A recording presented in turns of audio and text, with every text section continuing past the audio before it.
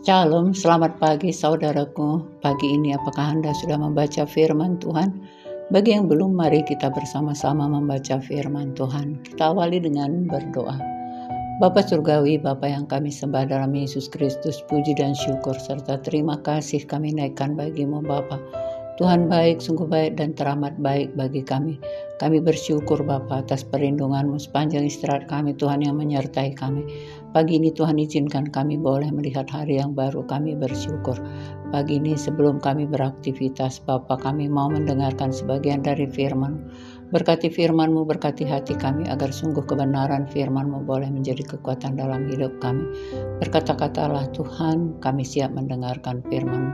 Dalam nama Tuhan Yesus kami berdoa dan mengucap syukur. Haleluya, amin. Firman Tuhan yang boleh kita dengarkan hari ini, yang boleh kita renungkan saudaraku, terambil dari Perjanjian Lama, kitab Kejadian 18 ayat 10 sampai 12.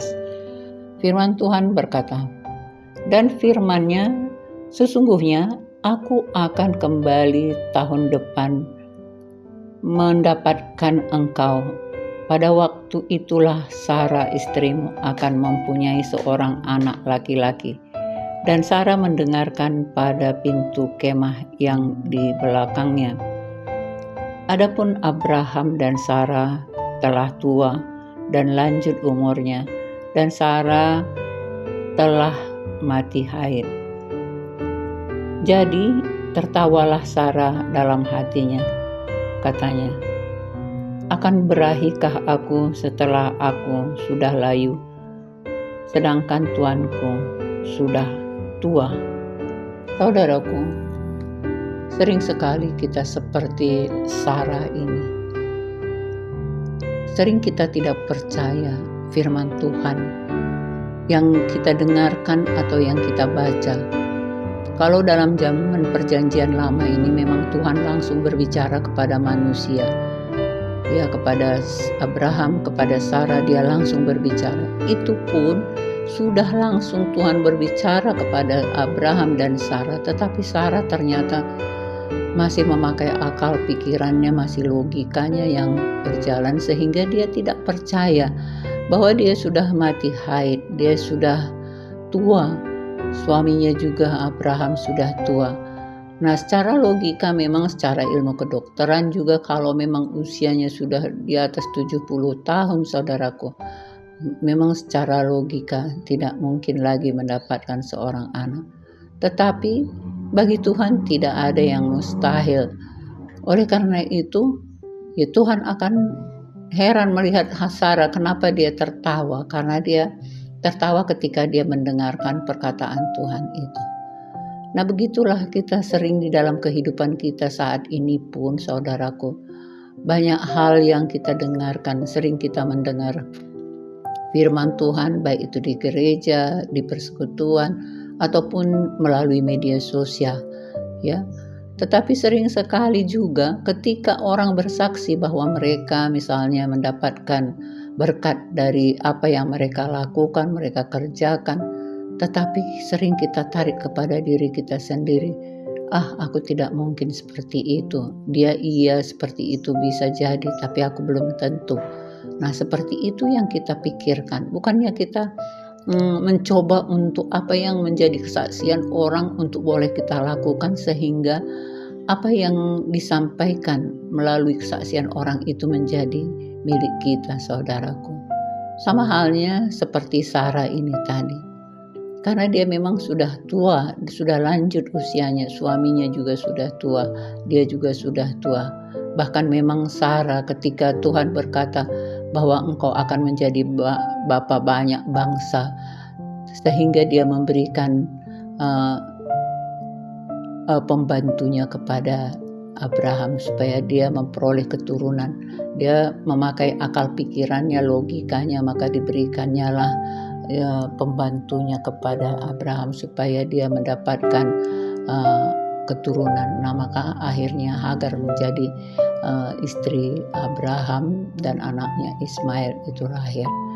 Nah, ketika Ismail lahir saja umur Abraham itu sudah 86 tahun saudaraku. Nah, sementara Sarah belum mempunyai keturunan. Tetapi ketika Tuhan datang kepada Abraham dan menyatakan bahwa tahun depan aku akan kembali mendapatkan engkau, maka pada saat itu Sarah akan mendapatkan seorang anak laki-laki. Dia tertawa di dalam hatinya, dia merasa tidak mungkin.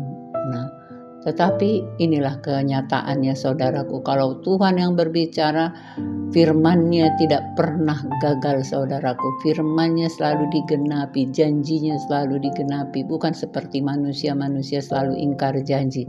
Tetapi Tuhan tidak pernah ingkar janji. Dia selalu menepati janjinya. Dia selalu melakukan firman-Nya.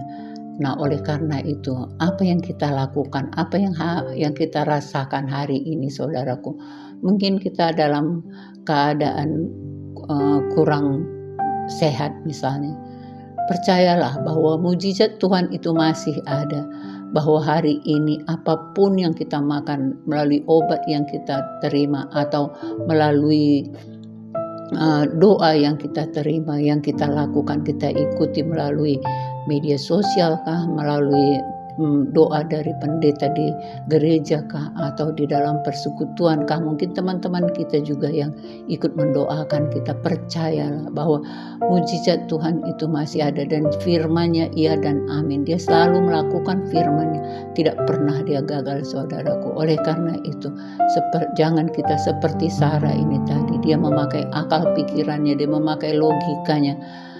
Bahkan ketika Tuhan menanyakan mengapa Sarah tertawa, dia malah menyangkal lagi perkataan Tuhan. Nah, jadi jangan kita menyangkal firman Tuhan, jangan kita menolak apa yang Tuhan mau berikan dalam kehidupan kita, bahwa segala sakit penyakit semua dapat disembuhkan karena Tuhan itu adalah Tuhan yang ajaib, Tuhan yang maha kuasa, dia dokter di atas segala dokter. Oleh karena itu, apapun penyakit Anda hari ini, percaya mujizat masih ada.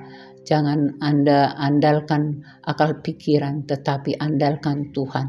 Mari dengarkan firman Tuhan, baca firman Tuhan, renungkan firman Tuhan, dan aminkan firman Tuhan yang Anda baca, bahwa ketika ada orang bersaksi, dia mempunyai sakit penyakit, dia disembuhkan oleh kesaksiannya, lalu jangan Anda katakan, itu memang dia, bukan saya. Jadi hari ini mari saudaraku, ubah pola pikir kita. Mari kita percaya kepada firman Tuhan bahwa mujizat Tuhan itu masih berlaku dahulu, sekarang, sampai selama-lamanya. Selama kita masih hidup di dunia ini, Tuhan beri kesempatan bagi kita untuk merasakan segala sesuatu, mungkin kesusahan, kesesakan, sakit penyakit, penderitaan, apapun yang kita alami.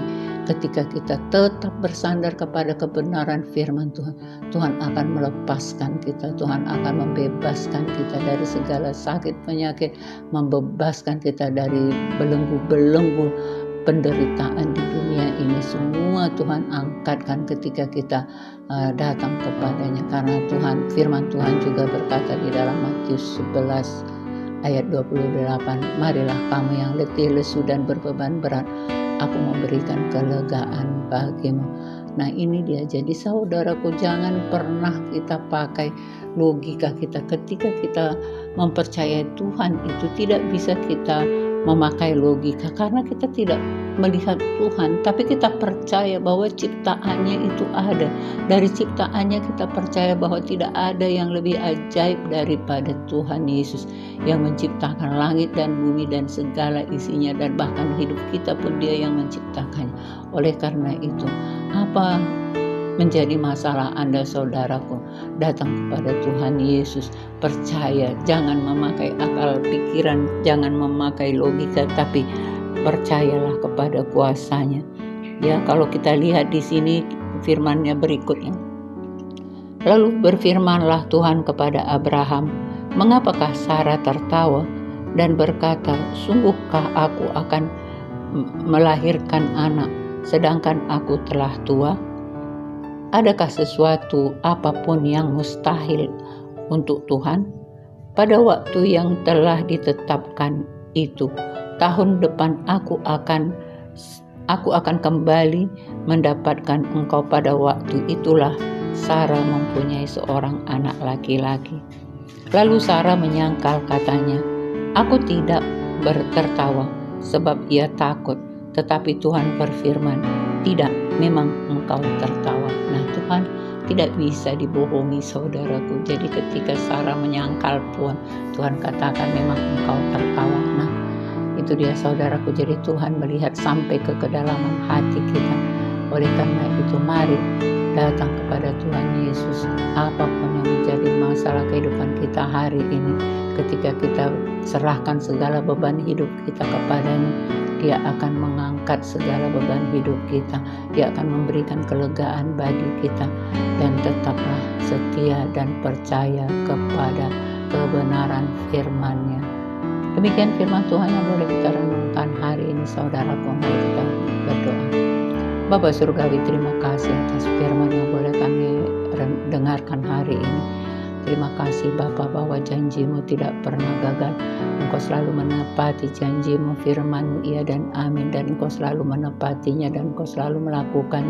Oleh karena itu Bapa, kami mau taat setiakan kebenaran-Mu. Kami mau mendengarkan firman-Mu. Kami mau membaca dan merenungkan firman-Mu, supaya apapun permasalahan hidup kami hari ini, sakit, penyakit, kesesakan, kesusahan, penderitaan, apapun yang kami alami hari ini, Tuhan yang mengangkatkan dan melepaskan dan membebaskan kami. Kami percaya Bapa, mujizat-Mu masih ada dahulu, sekarang, sampai selama-lamanya. Biarlah hati kami percaya dan tetap percaya akan kebenaran-Mu. Terima kasih Bapa Surgawi, terima kasih Tuhan Yesus berkebaikan-Mu. Kami bersyukur atas kebaikan-Mu. Dalam nama Tuhan Yesus kami berdoa dan mengucap syukur. Haleluya. Amin.